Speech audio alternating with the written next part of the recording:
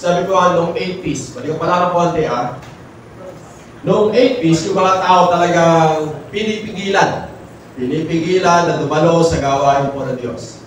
At yung minsan, may experience po na talagang halos itakwil ka po ng barangay mo kasi hindi naiintindihan. At yung minsan, kalaban mo yung mga magulang mo.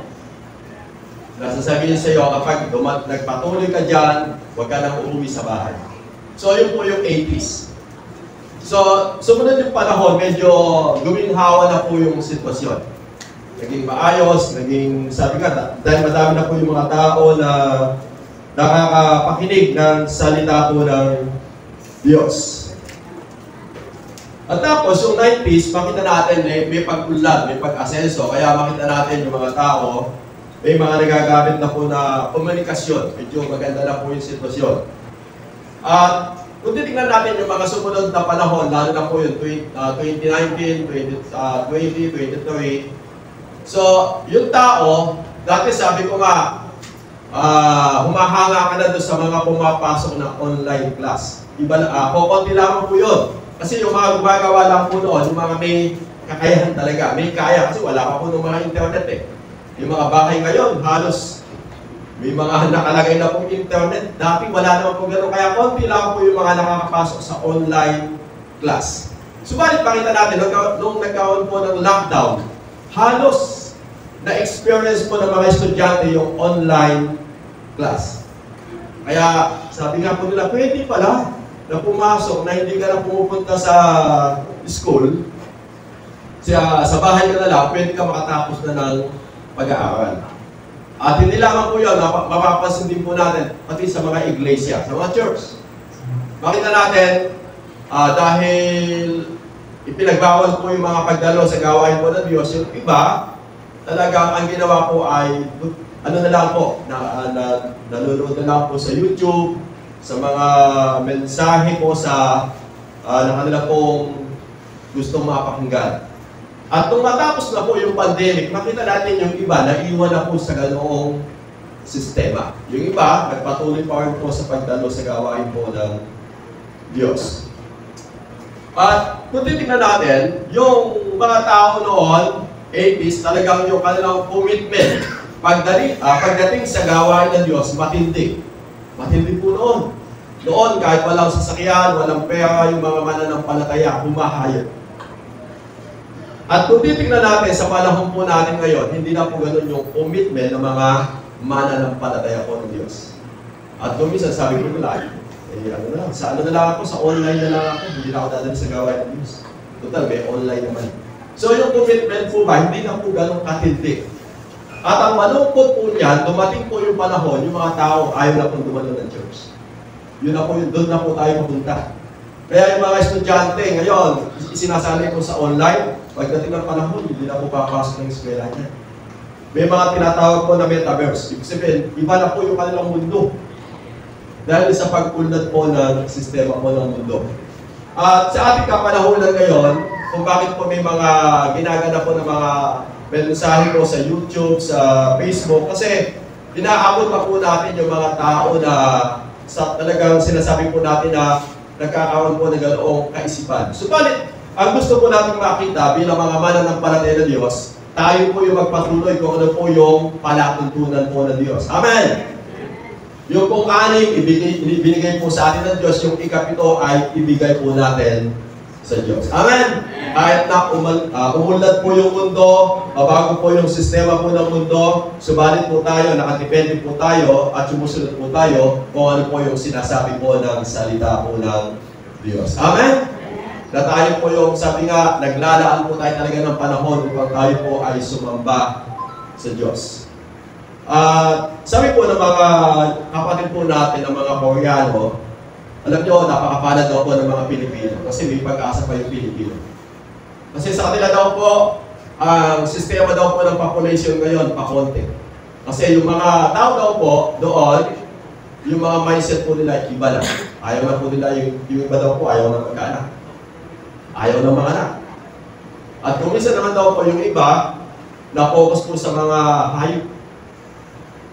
Alaga ng aso, mag-alaga po. Yung pag-aasawa, hindi na po masyado sa kanila. issue. Okay lang na hindi sila magkaasawa, basta may ganito. Okay lang na mapunti sila, hindi sila magkaasawa. Ganun po yung mindset daw po nila doon ngayon. At sabi po nila, doon, wala ka na daw po makikita masyadong bata. Kasi yun na daw po yung sistema po nila doon. Tapos, tinignan ko din po yung sistema po dito sa atin. Nagkataon po kasi, ganun po ata yung lolo. Hindi na po ako tinatawag ng lolo. Papa pa rin. Yung naghahanap po ako dyan sa daycare, sa school. Tinignan ko yung estudyante na pumapasok, ano lang, 19. Doon sa 19 po na yon, yung first batch, 10 lang, 10. Yun po yung mga may edad na talaga. Yung second batch, siyam, alang-alang pa po yung napapasok po ng grade 11. Sabi ko, ito na lang ako talaga yung estudyante na mga bata na papasok sa eskwelahan. Tapos may ilan po doon, tinignan ko, sabi ko, ilan na baka kayo anak mo? Ito pa lang. Ba't ka wala pang kasunod? Saka na lang. Sabi ko, ano na yung susunod na generation?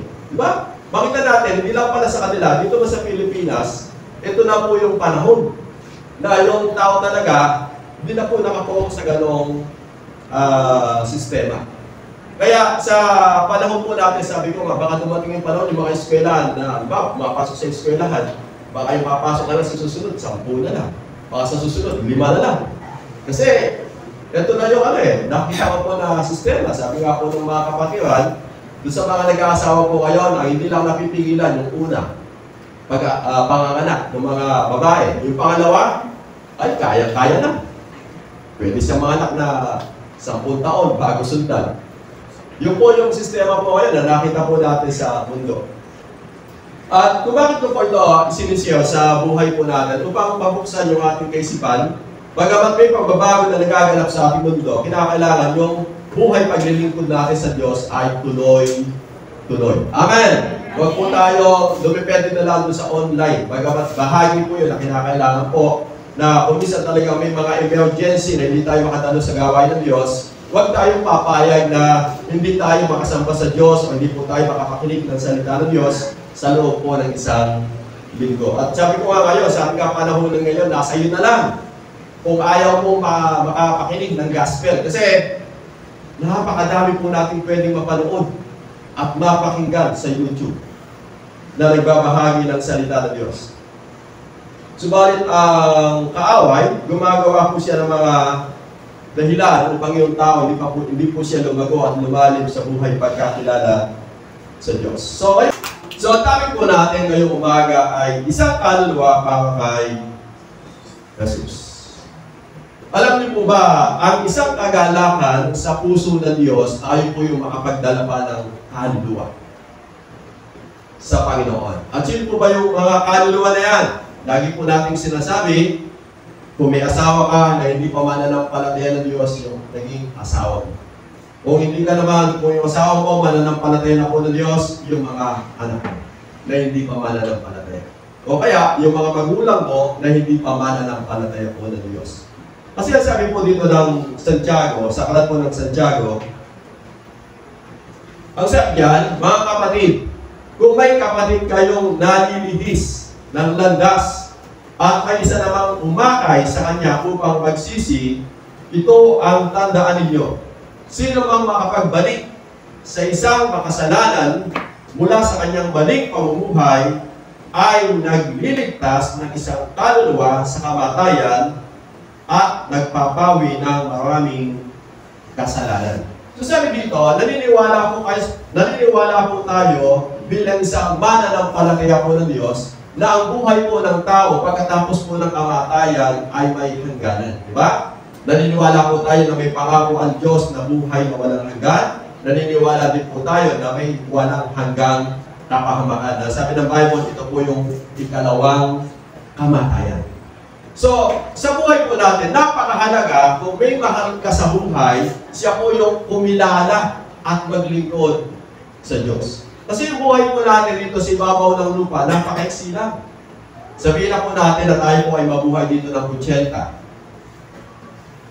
Mahaba na po yun sa ating kapanahunan ngayon. Yung mga naunang mga tao, pwede pa umabot po ng 80 hanggang 90. Kasi sa Bible, ang sabi po ni King David, yung buhay po ng tao ay 70 to 80, kung malakas pa. Yung 80 pataas, kapag hindi mo na-maintain yung physical na katawan mo, madami ka na pong maintenance. Tama po ba ito? Kaya sabi po ng mga manggagamot, kung nananalagin ka humaba yung buhay mo, kinakailangan may nakal ka, may nakabango ka. Kasi kapag kumbaga sa makina, yung katawan mo, ano na, halos palitin na, mahina na. Kaya konti lang, kapag nagpunta ka doon sa mga pagamutan, talagang in 24 hours, magkano? May 5,000 ka. Ganun po yung ano. Kaya alam mo, 80 ka na pataas. Aba, ibang ano na yan. Ang nakita ko po kayo sa mga magagamot, lahat titingnan. Kapag tiningnan po yung katawan natin, palagay nyo kaya, gaano kadaming sakit na yung nasa katawan ng tao kapag siya po ay 80 na pataas. Ang dami. Siyempre, mahina na di ba? Kaya yung po yung buhay. Yung buhay po ng tao, gano'n lamang po siya kaiksi. Subalit, naniniwala tayo doon sa pangako ng Diyos na buhay na walang hanggan. Kapag yung tao ay natutong sumampalataya at tumanggap sa ating Panginoon Jesus, at siya po yung taong naglingkod. Subalit kapag yung tao hindi natutong sumampalataya at tumanggap sa Panginoon at hindi siya naglingkod, naniniwala din po tayo na may kapahamakan. Ito po yung sinasabi ng Bible na walang pangalawang kamatayan. Kaya ang sabi dito sa aklat po ng Santiago, mga kapatid, kung may kapatid kayong nalilihis ng landas at may isa namang umakay sa kanya upang magsisi, ito ang tandaan ninyo. Sino mang makapagbalik sa isang makasalanan mula sa kanyang maling pamumuhay ay nagliligtas ng isang kaluluwa. Ibig sabihin yung kaluluwa niya, inililigtas po patungo sa kapahamakan. Eh, sino po yung mga kaluluwa po na yan? Sabi ko nga po sa inyo kanina, una, yung mga mahal po natin sa buhay. Papayo po ba kayo na dumating yung panahon yung ikaw, nandun ka sa langit. Yung mahal mo sa buhay na doon sa lumalaw sa dagat-dagatang apoy at asupoy. At kung titignan po natin yung kwento sa Bible, yung pong mayaman sa kahit pulubi, di ba?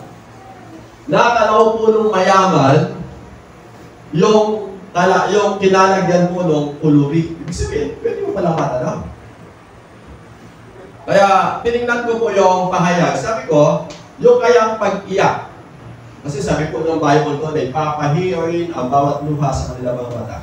Yung kayang pag-iyak na ginawa po ng tao nung siya po ay nasa piling na po ng Diyos, ay pag-iyak lang kaya na siya po ay napuntas po sa langit o pag-iyak na naalala niya yung kanyang mga mahal sa buhay na nandoon sa walang hanggang kapahamakan. So, pwede po natin tingnan yun. Kaya, ang mensahe po natin sa umaga po ito ay magdala ka pa ng isang kaluluwa sa paanan po ng ating Panginoong Jesus. Amen? Sabi ko nga, may ano pa po tayo, 4 na buwan. September, October, November, December. Sabi nga, ano tayo? Magdalangin po tayo sa Diyos na God, bigyan niyo po ako ng kahabagan. Kung may asawa ka, may mga anak ka, may mga magulang ka na, sila po ay madala po sa Panginoon. Amen? At sabi nga po ng Panginoon dito, nung muli na po siyang nabuhay sa aklat po ng Mark 16:14. Pagkatapos napakita si Jesus sa 11 alagad habang kumakain ang mga ito, sila ay pinagalitan niya dahil sa hindi nila pananalig sa kanya at dahil sa katigasan ng kanilang ulo, dahil ayaw nilang maniwala sa mga nakikita sa kanya pagkatapos na siya ay muling nabuhay. At sinabi ni Jesus sa kanila, humayo kayo sa buong mundo at ipangaral ninyo ang magandang balita sa lahat ng tao. So, yung utos po sa atin ng Diyos ay humayo. Sabihin mo nga sa katabi, humayo. Alam niyo po, ito yung sistema po natin ngayon. Yung dati, sabi ko nga, yung mga mananampalataya, kung babalikan po natin, noon, masipag na humayo. Kahit walang sasakyan, kahit wala pong pinansyal, yung mga tao noon, humahayo. Masipag humayo. Kaya lang, dumating po yung panahon, masipag na lang. At ang malungkot po ngayon, wala nang sipag. So, muli po, pinapaalalahanan po tayo ng Diyos na ibalik po natin yung salitang kahabagan. Amen? Mahabag po tayo sa mga kaluluwa po nila. Huwag kang pumayag na yung mahal mo sa buhay, mapunta lang sa kapahamakan. Lagi kong kinukwento yung tatay ko. Sabi ko nga yung tatay ko, komunista po siya. Wala po sila paniniwala ng lubusan sa Diyos. Ang paniniwala po nila kung ano po yung kanilang pinakikipaglaban. Komunista nga po siya. Kaya po yung pangalan ko ay Lenin. Hindi naman po Lenin eh. Lenin. Si Nikolai Lenin, na leader po ng Russia, komunista po kasi siya. Sa kanya po kinuha yung pangalan ko. Kaya lang, nung po ako ay bata na iyahan doon, bibinyagan, sabi po ng amo, ay hindi ko bibinyagan yan. Komunista yung pangalan niya. Pinalitan po yung pangalan ko. Kaya lang, nung nagpunta po ako sa PSA, NSO, ayun po PSA, Lenin talaga. Kaya gumastos pa po ako na walang 7,000 bago yung pangalan ko. May tama po sa tamang pangalan. So kung bakit ko po sinabi yun, si tatay ko, hindi po siya lubosang naniniwala sa Diyos. Subalit, hindi po ako pumayag na siya po yung mamatay sa ganoong paniniwala at pagkakilala. So kapag po kami nakaupo doon sa amin, kinukwento niya po yung sa akin about communism. Ang ginagawa ko naman, pag ako yung nagkukwento, ikinukwento ko po yung tungkol sa ating Panginoong Jesus. At alam niyo po yung napakaganda po noon, ang nagtagumpay po sa buhay niya, maninigaw ko po yung ating Panginoong Jesus. Amen! Palakpan nga po natin ng Diyos. Sabi ko nga din po, yung nanay ko, mahirap po siya. Kaya kami po, gano'n pa lang kalaki. Pumupunta na po kami ng Aglaw. Kasi 2 pesos pa lang, nandun na po kami. Tapos yung talagang na ng Katyaw, tapos kinapukasan pa kami uuwi. Kasi po siya nanunungkulan. Subalit sa biyaya po ng Diyos, dumating po yung panahon sa kakapanalangin, sa kakabahagi po ng salita ng Diyos, sila po ay kumilala po sa Diyos. May gagawin ka talaga. Sabi nga, kagaya po na binagin po dito ng Panginoon Jesus, humayo po tayo talaga, ibahagi po natin yung mabuting balita. Dahil ang pananampalataya ay bunga po ng pakikinig at pakikinig ng salita ng Diyos. Kung wala po sila mapapakinggan, hindi po sila tutubuan po ng pananampalataya sa kanilang mga puso at isipan. Subalit kung may mapapakinggan po sila, may pagbabago na magaganap sa kanilang mga buhay. At ang sabi po Justice 16, ang sino mang sumasampalataya at babautismuhan ay maliligtas. Ngunit ang ayaw sumampalataya ay paparusahan. Sabi po doon yung ayaw. Kaya napakalaga, yung mga mahal po natin sa buhay, matuto po silang sumampalataya sa ating Panginoong Jesus. Di ba? Sabi po dyan, na sino sumampalataya at babautismuhan ay maliligtas. Ngunit ang ayaw, yun po yung malungkot po doon, kung ayaw. So anong gagawin po natin?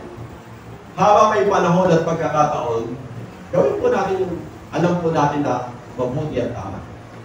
Sabi nga po natin lagi, sa ibang bagay, pinukulit po natin yung mga mahal po natin sa buhay, di ba? Ba, may handaan. Tay, sama ka sa akin sa handaan. Sama ka. Kahit ayaw sumama dahil sa kakakulit, sumama din. Ganon din po pagdating sa gawain ng Diyos, wag po tayong susuko. Amen. Wag mo sukuhan yung mahal mo sa buhay. Sumuko ka na kapag talagang dumating na yung panahon na wala na pong buhay. Pero habang may buhay, wag po tayong mawawalan po ng pag-asa. Amen. Dahil kapag po siya natutong sumampalataya sa Panginoon Jesus, siya po ay magkakamit po ng kaligtasan. Yun naman po kasi yung nakita ko sa Bible, na mapapahamak po yung tao, na siya po yung hindi natutong sumampalataya sa ating Panginoon Jesus. Dahil sabi ng Bible, pumunta po yung Panginoon Jesus dito sa ibabaw ng lupa upang iligtas yung lahat ng mga taong sasampalataya sa Kanya. So, balit sa ayaw sumampalataya, wala na po doon yung biyaya. Kasi tinanggihan po niya yung biyaya ng kaligtasan. Amen!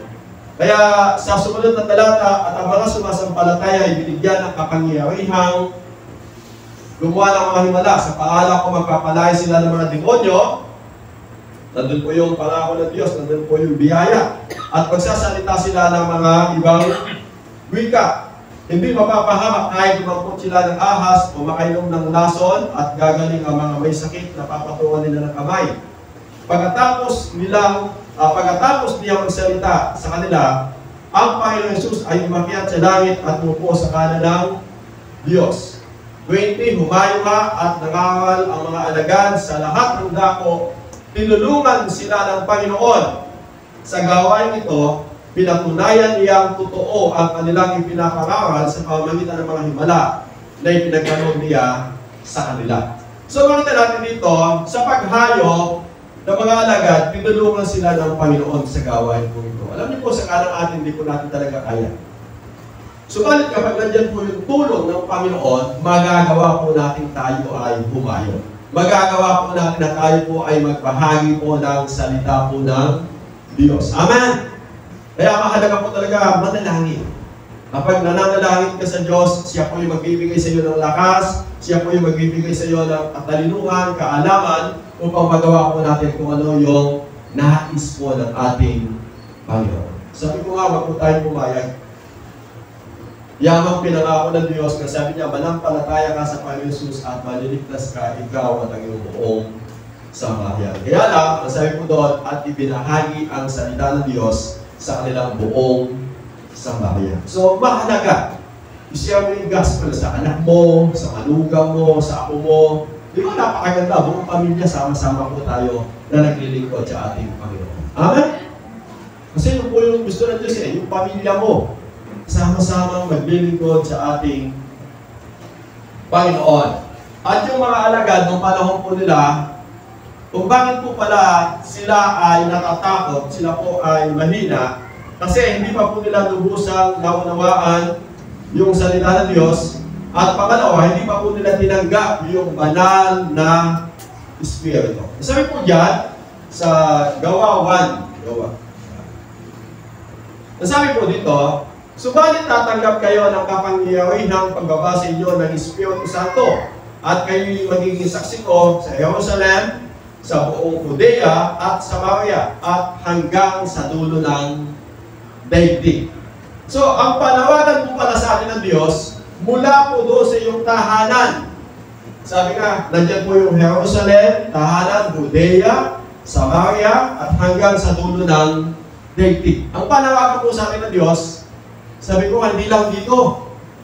Kung may pagkakataon po tayo, pwede po tayong gamitin ng Diyos maging sa ibang dako. Kaya may makikita po tayo talaga may mga nagmimisyon na humahayo upang ibahagi po yung salita po ng Diyos. Ano ba, binigyan ka ng pagkakataon ng Diyos na makapunta ka ng Saudi. So, hindi ka lang pinayagan ng Diyos na makapunta ka ng Saudi. Kundi gagamitin ka ng Diyos, salita po ng Saudi. O pinayagan ka ng Diyos na magpunta ka ng Japan, so hindi ka lang pinayagan ng Diyos na magpunta doon, kundi ang layunin ng Diyos, patuloy na yung salita ng Diyos, may bahagi sa lugar po ng Japan. Kasi yung panawagan niya, hindi lang dito. Naalala ko tuloy, nung ako ay kabataan pa, kasi nasa ano po ako nun nasa film showing. Dahil nasa evangelism po ako, may dala po ako ng mga film showing, In Jesus Film, yung Tip in the Night, Prodigal Planet, Believer 7, madami po mga film doon Kasi nung mga panahon po na yun, tinatangkilig pa po yung mga pagpapalabas mo ng mga CD. Kaya nakapunta po ako sa lugar po ng Bulinaw, sa lugar po ng Pangasinan, sa lugar po ng Marinduque, nakapunta din po ako sa lugar po ng La Union. So, sa Cagayan, dahil po sa misyon. Hanggang sa Cagayan, yung isang pinuntahan po namin doon, dulo na. Isa lang po yung jeep. Pagka yung jeep, umahon po ng umaga, pag-uwi ng hapon, yun lang po. Wala rin pa. Kaya kapag hindi ka nakabiyahe ng umaga, nakasakay, kinabukasan na. At kinakailangan matulog ka doon sa sa sakaya. Kasi pag hindi, Pagkapuno na, hindi ka na pwedeng sumakay. Ganun po sa Misunod. Kung di ka kakasya doon sa loob ng jeep, doon ka sa taas ng jeep. Yun po yung biyahe ko doon. Kaya sabi ko iba po yung ginagawa po ng mga mananampalataya. May sasakyan, walang sasakyan, may budget, walang budget, tuloy po yung vision. Kaya sabi ko yung panawagan sa inyo ng Diyos, hindi lang dito ako sa kadali ng Diyos, kinakailangan patuloy po natin gampanan at ituloy yung gawain po ng Diyos. Kaya sabi ko dyan sa Matthew 28, sabi na, kaya humayo kayo, gawin ninyong alagad ko ang mga tao sa lahat ng mga bansa. Bautismuhan niyo sila sa pangalan ng Ama, Anak, at Espiritu Santo. So, panawagan po sa atin ng Diyos, humayo sa buong sanlibutan. At ang panawagan ng Diyos, lahat. Kasi ang Diyos, mapagmahal po siya Diyos. Gusto niya, lahat ng tao ay makapakinig ng mabuting balita. Amen! Huwag po tayong padaya sa kaaway. Kasi ang sabi ng kaaway, sabi po doon ay mahiya ka, matakot ka. Huwag mong gawin yan. Kasi yun po yung pakagawa sa iyong kaaway, sa iyong isip. Nahihiya ka, nahihiya mag-show ng gas. Nahihiya ako na ibahagi yung salita. Sabi po yung hiya, yung takot, hindi po galing sa Diyos. Galing po yan sa kaaway. Amen? Daya po yan upang hindi po tayo magamit Panginoon. Kaya, yun po yung dahilan kung bakit po napakahalaga na sabi nga yung mga tao ay makakilala po sa Panginoon. Dahil yung po ay utos at panawagan sa atin ng Diyos upang sila po ay kumilala at maglingkod sa ating Panginoon. Kasi naniniwala po tayo na kapag hindi po sila nakakilala at nanampalataya sa Panginoon Jesus, may kapahamakan po na patutunguhan ang buhay ng isang tao. At dahil sa pagmamahal nga po sa atin ng Diyos, sabi po ng Biblia ay mismo buhay ng ating Panginoong Jesus ang ibinigay sa ikaliligtas ng kaluluwa ng isang tao. Kaya tayo, hindi lang po natin ibibigay yung buhay po natin Magbibigay lamang po tayo ng panahon, pagkakataon, upang sila po ay makapakinig po ng gospel. At kapag tayo po ay nagbahagi ng salita ng Diyos, sasamahan po tayo ng Diyos. Amen? At alam niyo po, ang nakita ko na pinakamasayang buhay ng tao, yung ikaw po ay makapagdala ng isang kaluluwa sa paanan po ng Diyos. Yun po yung pinakamasaya. Hindi yung nagkaroon ka ng mga bagong sasakyan, hindi po yun. Kasi yung pagkakaroon mo na isang bagong sasakyan, ano na rin sabihin natin, isang linggo, isang buwan, masaya ka. Ang malungkot mo, labag ka, nawala po yung saya mo, di ba? Pero yung nakapagdala ka ng kaluluwa sa Diyos, yun po yung pinakamasaya sa buhay po ng isang tao. At ang maganda po noon, pagka nakita ka ng tao, laging sabihin sa iyo, ay, God, sis, salamat ha. Kasi ginamit ka ng Diyos, kung bakit ako nakakilala sa Kanya. At hindi lamang po yun. Kapag po kayo nagkita sa langit, baka sabihin pa po sa iyo, ay salamat ha, dahil kung di ka ginamit ng Diyos, wala ako dito sa langit. Amen! Kaya napakaganda na makita natin yung kahalagahan po noon na magdala ka ng isang kaluluwa sa paanan po ng ating Panginoong Jesus. So paano po natin ito gagawin? Sabi ko nga ako na magplano po tayo, mag-pray po tayo. Magplano tayo.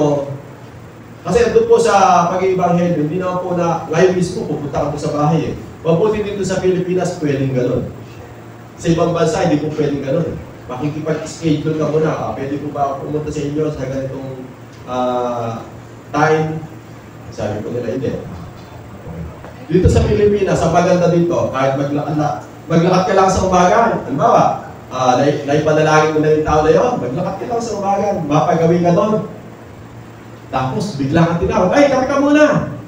Dito sa Pilipinas, ganyan po kasi yung sistema, di ba? Habang nagkakape ko kayo, kwentuhan muna kayo. Di ba? At bago kayo maghiwalay, manalangin kayo.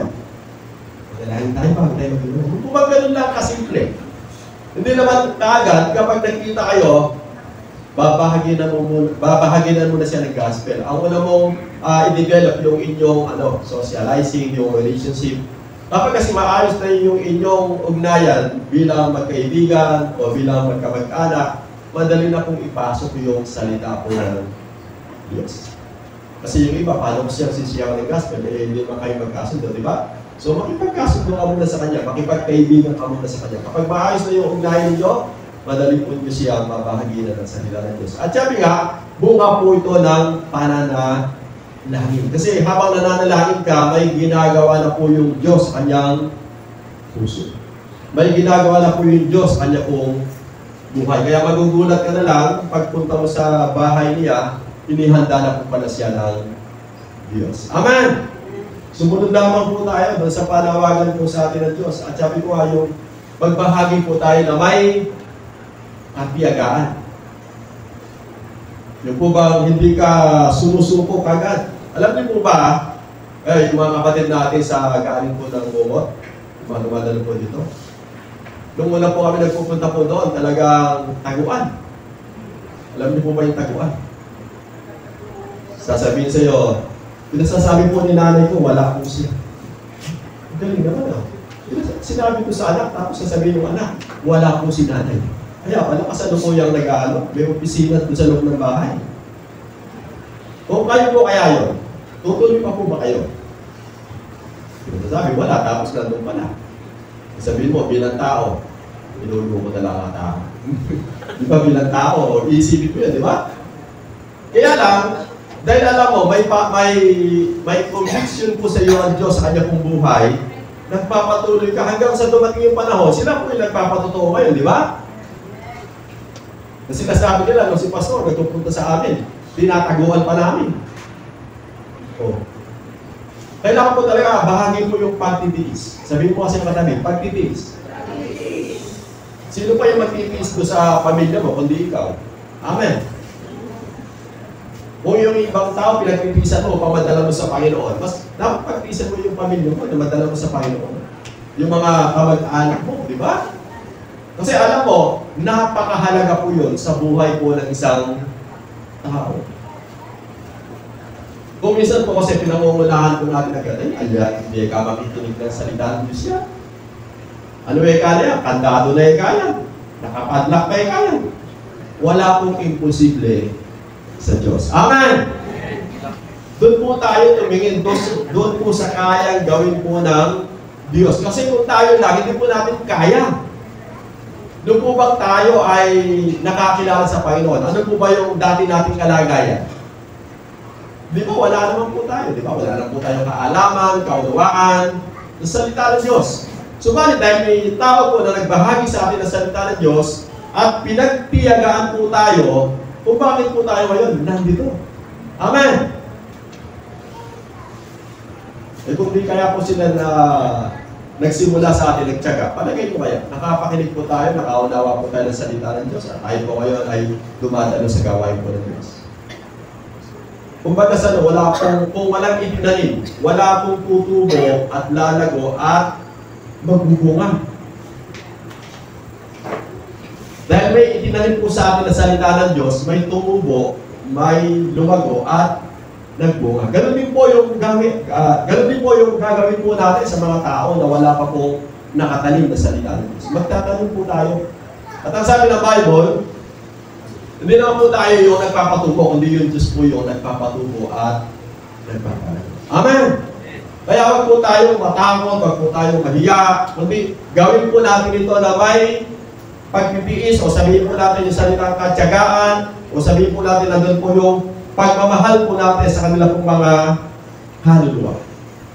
Sa aklat po ng Lucas, chapter 24, sa kanyang pangalan, ang pagsisisi at kapatawaran ng mga kasalanan ay dapat ipangaral sa lahat ng mga bansa, magmula sa Jerusalem. Kayo ang mga saksi ko sa mga bagay na ito. Sabi po dito ng talata na sinulat po sa aklat po ng Lucas, sa kanyang pangalan, ang pagsisisi at kapatawaran ng mga kasalanan ay dapat, sabi po dito, ay dapat ipangaral sa lahat ng mga bansa. Sabi po dito, sa lahat, magmula sa Jerusalem, kayo ang mga saksi ko sa mga bagay na ito. So, kinakailangan, sabihin po natin sa mga tao na magsisi sila sa kanilang mga kasalanan at makinig po sila ng salita ng Diyos.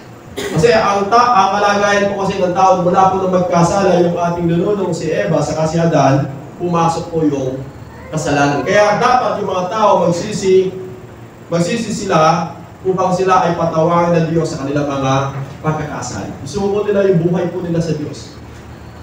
Kasi maliban na yung buhay ng tao ay isuko niya sa Diyos, hindi po lubos ang makakakilo sa Diyos sa kanyang buhay. Kaya kinakailangan ng tao, sabi po dito ng Panginoon Jesus mismo, na dapat ipangaral sa lahat ng mga bansa magmula sa Jerusalem. Kagaya po na binagit po natin kanina, at sabi po dito, kayo ang mga saksi sa mga bagay na ito. Kaya sa buhay po natin, yapang tayo po ay tumanggap na po ng biyaya ng kaligtasan at tayo po yung mga tao nang nakakilala sa Panginoon, ang dapat daw po natin gawin, tayo po ay paggamit sa Panginoon. Tayo po ay paggamit upang yung mga tao na wala pang pagkakilala at pananampalataya sa Diyos ay manampalataya sa ating Panginoong Jesus. Amen! Kasi kung wala po silang mapapakinggan, hindi po sila mananampalataya. At kung bakit po sila mananampalataya? Kasi may napakinggan po silang salita po ng Diyos. Kaya tayo po, bilang mga tao mananampalataya ng Diyos, napakahalaga na gampanan po natin yung panawagan na ipinapagawa po sa atin ng Diyos. At naniniwala po tayo sa paggawa po natin, sa gawain po ng Diyos, may kalaki po itong biyaya at may kalaki po itong pagpapala sa buhay po natin. Amen? Kagaya po ng nabanggit ko kanina, sabi po na Corinthian, sabi niya dyan, sino ba si Apollos at sino ba si Pablo? Kami mga lingkod lamang ng Diyos. Kinasangkapan niya upang akayin kayo sa pananampalataya kay Kristo. Ginawa lamang ng bawat isa ang aming mga tungkuling ibinigay ng Panginoon. Ako ang nagtanim, si Apollos ang nagdidilig, subalit ang Diyos ang nagpapatubo at nagpapalago. Hindi ang nagtatanim o nagdidilig ang mahalaga, kundi ang Diyos, sapagkat siya ang nagpapatubo at nagpapalago. Ang nagtatanim at ang nagdidilig ay parehong manggagawa lamang at ang bawat isa'y tatanggap ng gantimpala ayon sa kanyang pagsisikap. Kami mga manggagawa ng Diyos at kayo mga kanyang bukid, kayo rin ay busali ng Diyos. So, gusto ko makita natin dun sa 8. Ang nagdidilig at ang nagtatanim at ang nagdidilig ay parehong manggagawa lamang at ang bawat isa ay tatanggap ng gantimpala. Alam niyo po ba, sa lahat ng ating gagawing pagpapagal pagdating sa gawa ng Diyos, may kalaki po itong gantimpala. May biyaya. May pagpapala. Amen! At sabi ko nga, napakapalad mo kasi isa ka sa mga pinagkatiwalaan ng Diyos upang gamitin po niya sa kanyang gawain. At mula po doon, upang tayo ay pagpalain ng Diyos. Amen! Sabi ko nga, nung last Sunday, kapag ikaw ay natanggap sa isang opisina, ikaw po ay tumanggap ng biyaya, pagpapala, at pagkakatiwala. Ganon din po sa Diyos. Kung sa opisina pinagpapalaan ng boss mo na pinapasukan, ganon din po sa Diyos. Higit kang pagpapalain ng Diyos. Amen! Sabi nga ng Bible, yung ibabalik po sa iyo ng Diyos ay siksik, liglig, at umaapaw na biyaya at pagpapala. Sabi ko nagpunta po ako ng seminar po namin sa Nueva Blanca. So, bagamat umuulan, dito din po umuulan kasi nag-video call po ako dito. Isang linggo umuulan. Mula Lunes hanggang umuwi po kami ng Friday, umuulan. At isang patotoo po doon yung napakinggan ko na sabi ko nga, ang Diyos talaga ay tapat at patuloy.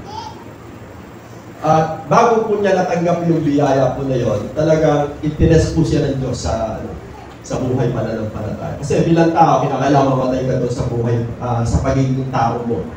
Kasi tao po tayo, di ba? Yung ugaling tao, yung kaisipan tao, yung pamumuhay na pagiging tao, kinakailangan mawala po yun at ang maging buhay natin kung ano yung kalooban po ng Diyos. So isang kapatid po natin na nandoon, bagamat hindi po sila nagpatotoo, nagpapatotoo po kasi yung mga kapatid nating pastor na galing po ng Korean.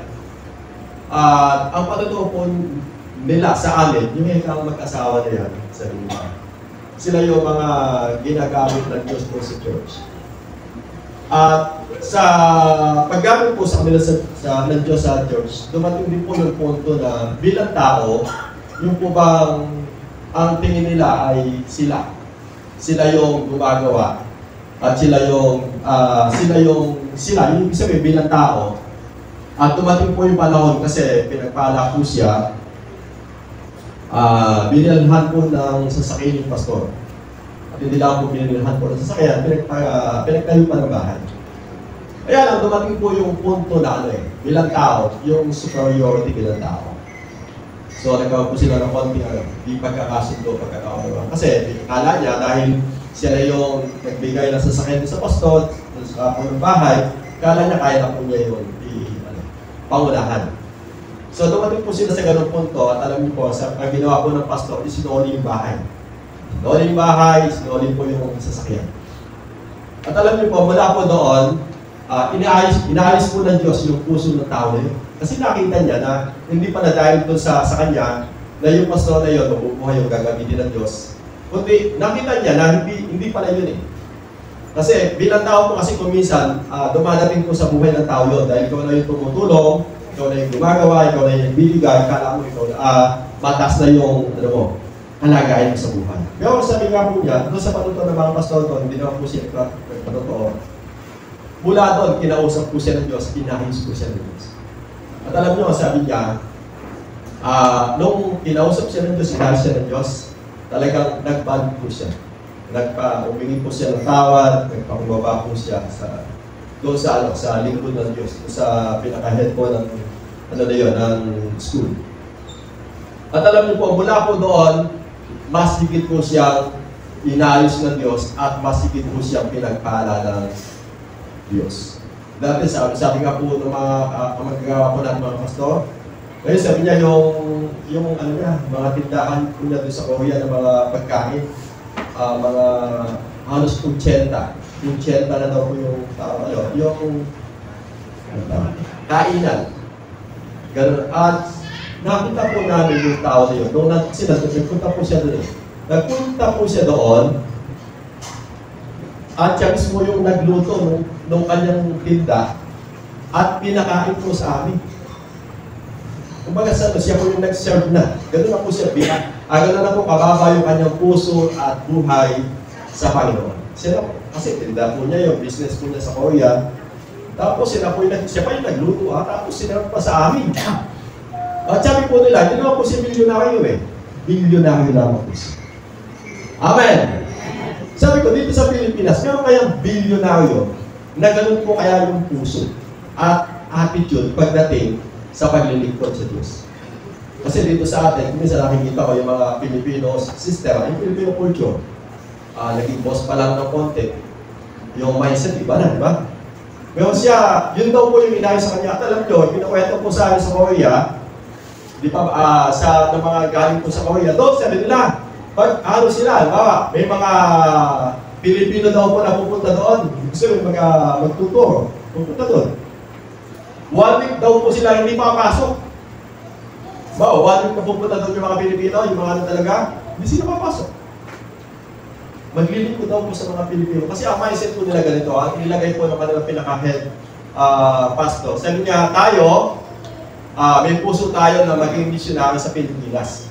Ngayon, sabi niya, hindi na tayo mag-missionary sa Pilipinas. Sila na yung nagpunta dito. Kaya ang gagawin na lang natin, sabi po niya, maglilingkod na lang tayo sa kanila. Hindi na tayo sasakay ng aeroplano, hindi na tayo pupunta doon. Yung mga Pilipino na mismo, yung pupunta dito, at ang gagawin na lang natin sa kanila, maglilingkod na lang tayo sa kanila. So, dahil nagtanim po yun sa kanilang kaisipan, at alam nila, yung po ay tama at mabuti at nakalulugod sa paligid ng Diyos, ginagawa ko nila yun. At alam niyo po, sabi po doon, dati yung buhay nila, simple lang. Pero mula doon, pinagpala sila ng Diyos. Amen! Sabi ko, tama talaga. Kapag yung puso mo tama na, yung isip mo, yung buhay mo tama na, walang dahilan na hindi ka pagpalain ng Diyos. Amen! Kaya iayos lang natin yung puso natin, yung motibo ng puso natin, yung paglilingkod natin. Nakikita ko yun ang Diyos. Sabi nga po ng isang pastor natin dito sa Pampanga, sabi niya, okay ka magpastor. Sabi niya, pastor, 3 bird lang. Yung dala ko dito sa Florida Blanca. Tapos yung pantalon ko, ano na. Tapos yung nag-mission ko, simula. Yung bahay namin, sabi niya, ano, sa kwarto. Yung buhay niya, sabi niya. Tapos pinaputasan ko yung kwarto. Ako, sabi niya, magkaroon ng aircon. Sabi niya, pastor. Sabi ng mga miyembro, pastor, mag-aircon kayo, mga member, wala. Sabi niya, imbis na aircon yung pinalagay ko, exhaust fan. Sabi niya, pa yung init, lumabas. Kasi gano'n pa yung mindset po na mga member, di ba? Unawain mo muna. Baka sabi nila, yung pastor nagkapasama, di ba? So, sabi niya, sa awa ng Diyos, yung allowance ko din sa lipo, 100. Paano kaya kami pumupumay, sabi niya. Pero sa short na kwento, mula po doon sa ganong sitwasyon, pinagpala po siya ng Diyos. Kasi yung mga anak niya, asawa ng Diyos, nakatapos na po ng pag-aaral. Sabi niya, pastor, sabi niya, yung anak ko, sabi niya, kinakausap ako. Kasi sabi niya, yung kotse ko daw, palitan ko na. Sabi ko niya, ano ko na, bago pa sabi niya. Yung bago pa, yung bagong Ford na kotse. Bago pa lang yun sa kanya, kundi 2-3 taon pa lang. Sabi niya, kinakausap ako ng mga anak ko. Sabi niya, palitan mo na, sabi niya. Tapos sabi niya, tapos kinausap daw siya ng malugang na. Sabi niya, umayag ka na, sabi niya. Kinausap ka na ng anak ko Sabi ko na, umayag na daw po siya. Papalitan lamang daw po siya ng isang SUV na Everest na special edition.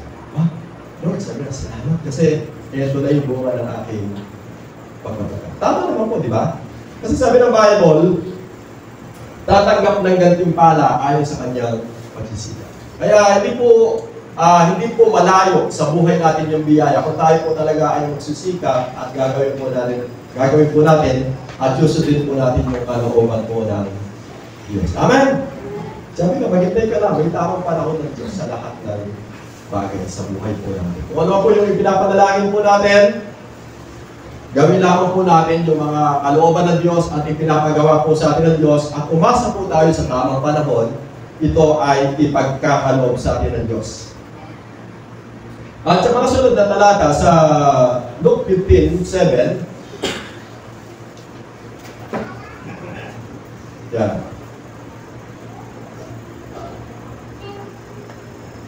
Sabi po dyan, sinasabi ko sa inyo, magkakaroon ng higit na kagalakan sa langit dahil sa isang makasalanang tumalikod sa kasalanan kaysa siyam na matuwid na di nangangailangan ng magsisi.